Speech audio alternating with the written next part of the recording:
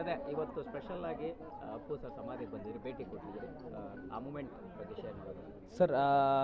Appu sir ಯಾವಾಗಲೂ ಒಬ್ಬ ಹೊಸ ಕಲಾವಿದರಿಗೆ ಅಥವಾ ಯಾರೇ ಒಬ್ಬರು ತುಂಬ ಕೆಲಸ ಚೆನ್ನಾಗಿತ್ತು, ಅವ್ರ ಸಿನಿಮಾ ಚೆನ್ನಾಗಿತ್ತು ಅಂತ ಅಂದರೆ ಫಸ್ಟ್ ವಿಶ್ ಮಾಡ್ತಿದ್ದೇ ಅವರು. ಸೊ ಇವತ್ತಿಗೆ ನನಗೆ ಅವರ ಒಂದು ಕಾಲ್ ಇಲ್ಲ, ಅದು ಇದಿಲ್ಲ ಅನ್ನೋದು ಒಂದು ಬೇಜಾರಿಂದ ಇದ್ದೆ. But at the same time ಅವ್ರ ಆಶೀರ್ವಾದ ನಾವು ತಗೊಳ್ಳೇಬೇಕು, ಎಂಥ ಹೊಸ ಕಲಾವಿದಾಗಲಿ ಯಾರೇ ಆಗಲಿ. ನಾನು ಅದಕ್ಕೋಸ್ಕರ ಅಪ್ಪು ಸರ್ಗೆ ಇದನ್ನು ಡೆಡಿಕೇಟ್ ಮಾಡೋದಕ್ಕೋಸ್ಕರ ಇಲ್ಲಿ ತೊಗೊಬಂದಿದ್ದೀನಿ. I have taken his blessings.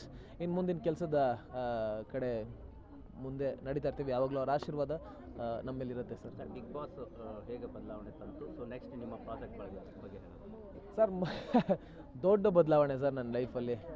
ಈ ರೀತಿ ಒಂದು ಜನರ ಪ್ರೀತಿ ಏನಿದೆ, ಮುಂಚೆ ಇತ್ತು, ಸಣ್ಣ ಮಟ್ಟಿಗಿತ್ತು, ಬಟ್ ಬೂಮ್ ಸರ್. ಇದೊಂದು ನಾನು ಎಕ್ಸ್ಪೆಕ್ಟೇ ಮಾಡಿರಲಿಲ್ಲ ಈ ರೇಂಜಿಗಿರುತ್ತೆ ಅಂತ. ಒಂದು ಸಣ್ಣ ಮಟ್ಟಿಗಿದ್ದ ಒಂದು ಎಕ್ಸ್ಪೆಕ್ಟೇಷನ್ ಇತ್ತು, ಬಟ್ ದಿಸ್ ಇಸ್ ಬಿಗ್.